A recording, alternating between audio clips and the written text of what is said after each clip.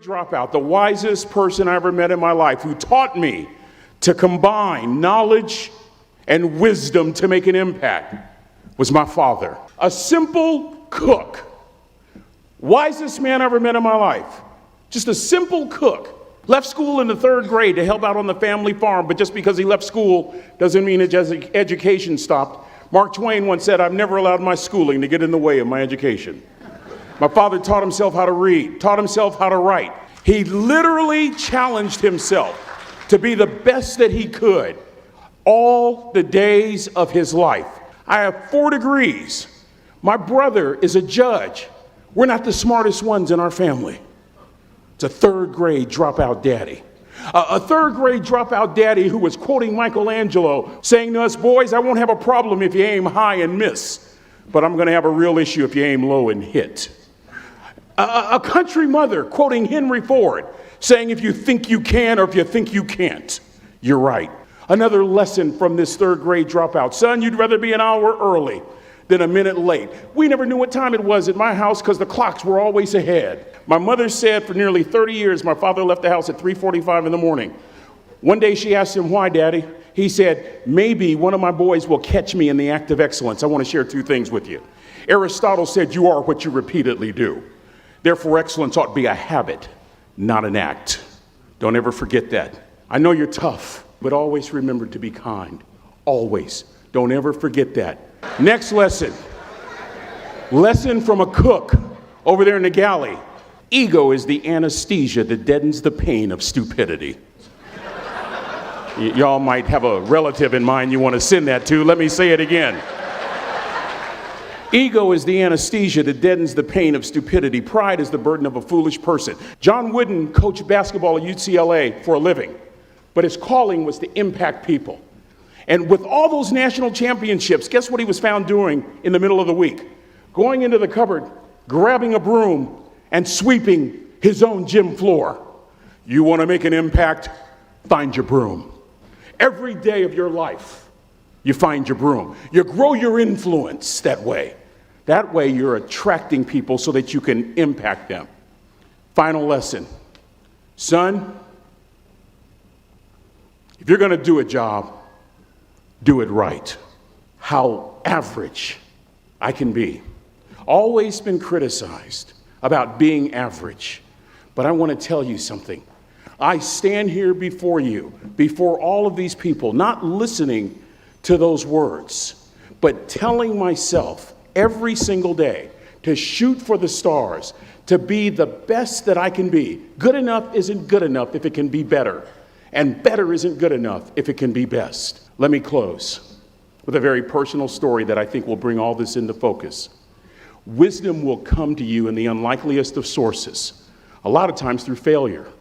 When you hit rock bottom, remember this: while you're struggling, rock bottom can also be a great foundation on which to build and on which to grow. I'm not worried that you'll be successful. I'm worried that you won't fail from time to time.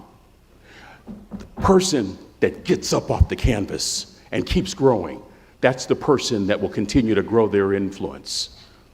Back in the 70s, to help me make this point, let me introduce you to someone. I met the finest woman I'd ever met in my life. This woman was the finest woman I'd ever seen in my life. There's just one little problem. Back then, ladies didn't like big old linemen. The Blind Side hadn't come out yet. They like quarterbacks and running backs. We're at this dance, and I find out her name is Trina Williams from Lompoc, California. And we're all dancing, and we're just excited. And I decide in the middle of dancing with her that I would ask her for her phone number. Trina was the first one. Trina was the only woman in college who gave me her real telephone number.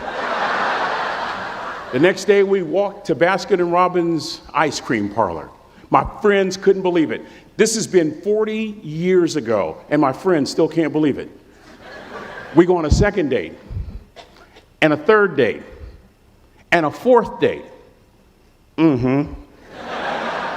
We drive from Chico to Vallejo so that she could meet my parents. My father meets her.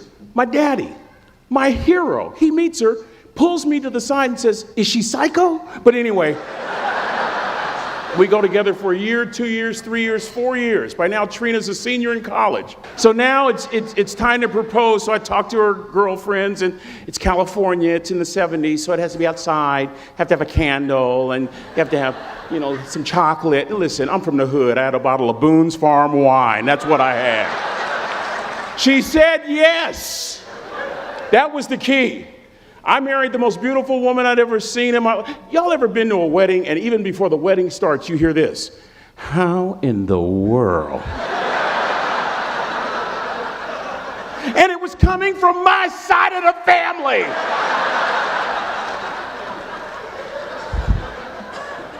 We get married, we have a few children. Our lives are great. One day, Trina finds a lump in her left breast. Breast cancer.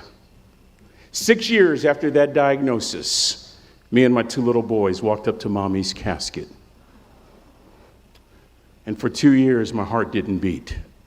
If it wasn't for my faith in God, I wouldn't be standing here today. If it wasn't for those 2 little boys, there would have been no reason for which to go on. I was completely lost. That was rock bottom. You know what sustained me? The wisdom of a 3rd grade dropout. The wisdom of a simple cook. We're at the casket. I'd never seen my dad cry, but this time I saw my dad cry. That was his daughter. Trina was his daughter, not his daughter-in-law.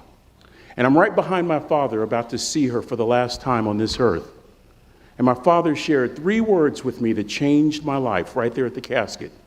It would be the last lesson he would ever teach me. He said, "Son, just stand. You keep standing. You keep standing. No matter how rough the sea, you keep standing." And I'm not talking about just water. You keep standing.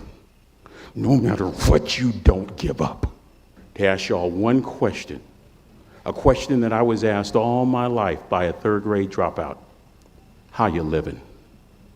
How you living? Every day ask yourself that question, how you living? Here's what a cook would suggest you to live this way. That you would not judge, that you would show up early, that you'd be kind, that if you're going to do something, you do it the right way. That cook would tell you this, that it's never wrong to do the right thing, that how you do anything is how you do everything. And in that way, you will grow your influence to make an impact. In that way, you will honor all those who have gone before you, who have invested in you. Look in those unlikeliest places for wisdom. Enhance your life every day by seeking that wisdom and asking yourself every night, how am I living? May God richly bless y'all. Thank you for having me here.